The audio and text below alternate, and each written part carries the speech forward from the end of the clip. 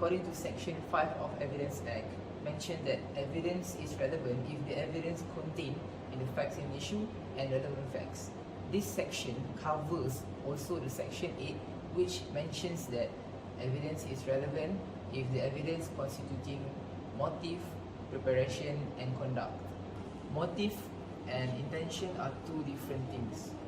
Motive is the supporting component to prove the existence of the crime, while intention is the vital element that need to be proved in a crime case.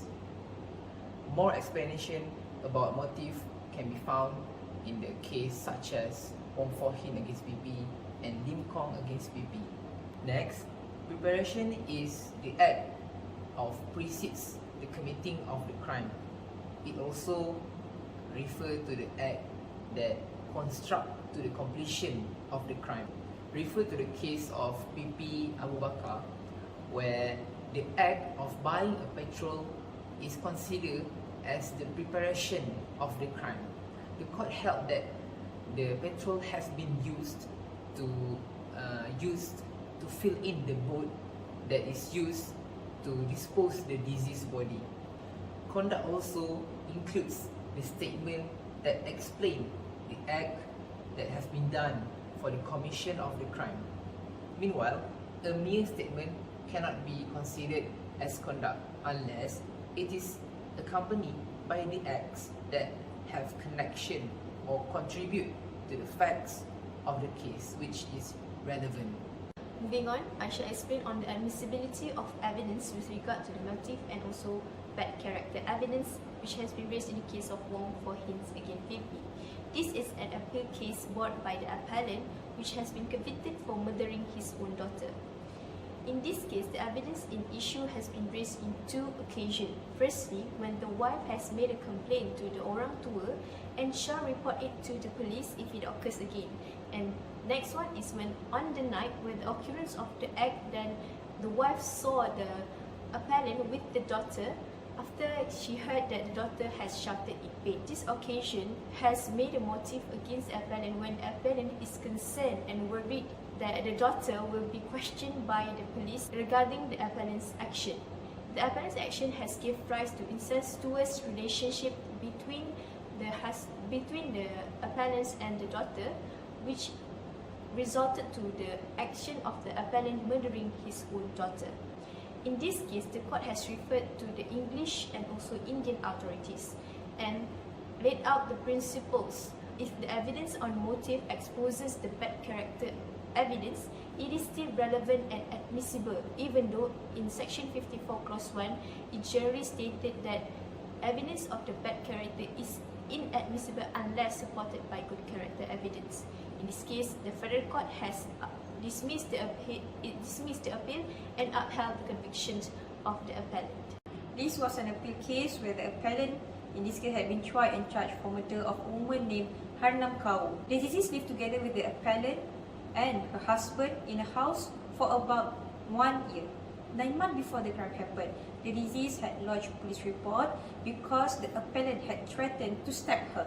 So during the trial, the prosecution team wanted to use this police report to show the motive of the appellant, and they also used the conduct of the deceased to lodge a police report in order to prove that the appellant does not have good relation with her and later contribute to the commission of the crime. Later, the court allowed the admission of the police report to be tendered as evidence pursuant to Section 8 Clause 1 and 8 Clause 2 of the Evidence Act 1950 and dismissed the appeal. The reason why the judge decided to dismiss the appeal is, first, the admissibility of the police report is relevant because it clearly shows the relationship between the parties was not in a good term before, and it can contribute to the motive of the crime.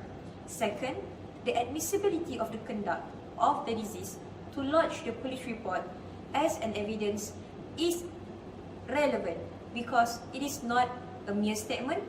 Second, the statement was made to the police officer using the proper procedure. And lastly, the statement was accompanied with the act, which can be seen in this case the conduct to lodge the police report was influenced by the act of the appellant threatened to stab her. For my case, it is SALIM Court against Public Prosecutor, which was decided in 1962.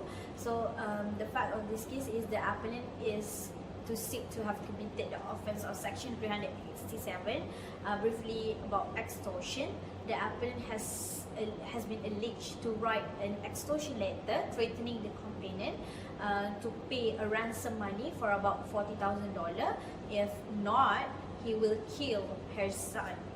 However, in this case, it is discussed that there is a strong motive that even though all the evidence is circumstantial, but to support the finding of guilt upon the accused, there are strong motive that indicate that the accused really commit the offence, which is the first one is due to the financial embarrassing situation that he currently facing, which is he has a lot of outstanding debt. Second, he feels dejected as the complainant who used to be friendly with him has gone to the hotel with other else. Therefore, in this case, the motive are strong enough to lead to the commission, therefore admissible within Section 8 of Evidence Act 1950. As in the case of PP and AZILAH, HADRI and others, is a controversial murder case of a Mongolian girl named Tantuya Sharibu. In this case, there are 3 accused. For the first and second accused are convicted and punishable with death penalty, while the third accused is acquitted and discharged. In this case, there are several issues submitted before the judge, but the main issues are whether the conduct of the second accused can be fall under Section 8 of the Evidence Act, and the second, is there any motive by the third accused that led to the incident of murder of the deceased. For the first issue, the conduct of the second accused pointing at a bushy spot and state itu adalah tempat perempuan itu diletakkan cannot be admissible under Section 8 of the Evidence Act, as the statement given by the second accused is not fall under Section 27 of the Evidence Act, and the discovery of the crime scene is first discovered by the first accused. As for the second issue about the motive of the third accused, it is in fact that the deceased has blackmailed the third accused, and it's shown that there is a motive for the third accused to let the incident of the murder of the deceased. However, there is no direct or circumstantial evidence that shows that the third accused is participating in the murder of the deceased. Therefore, the third accused is discharged and acquitted from the charge. Conduct is also admissible under Section 8 Clause 2 of Evidence Act. Conduct here includes facial expression or responses towards something as long as it relates to the fact in issue. Particularly, I would like to discuss more about this type of evidence in PARLAN bin DADEH against Public Prosecutor. In this case, the learned counsel raised an issue whether the Court of Appeal had improperly appreciated and used the appellant's reaction against the appellant to convict him. In this case, the appellant was charged under Section 37, subsection DA of Dangerous Drug Act. On the day of arrest, the police officer received information about drug trafficking and approached the appellant. The appellant looked very stunned and shocked after the police officer introduced himself. After the police officer made a search in person of the appellant, he found a black bag containing cannabis tucked in front of the appellant's jeans.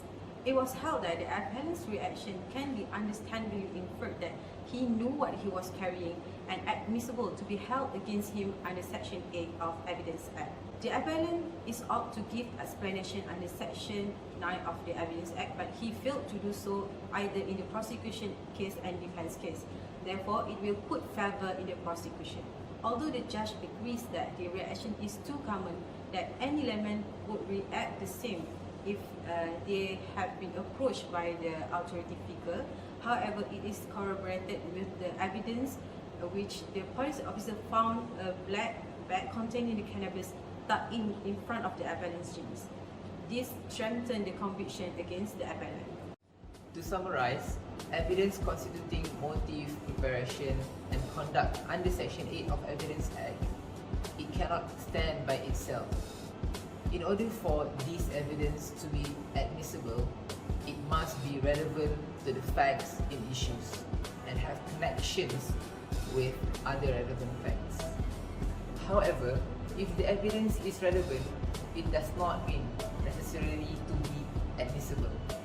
But if the evidence is admissible, it shall be relevant to the facts of the case.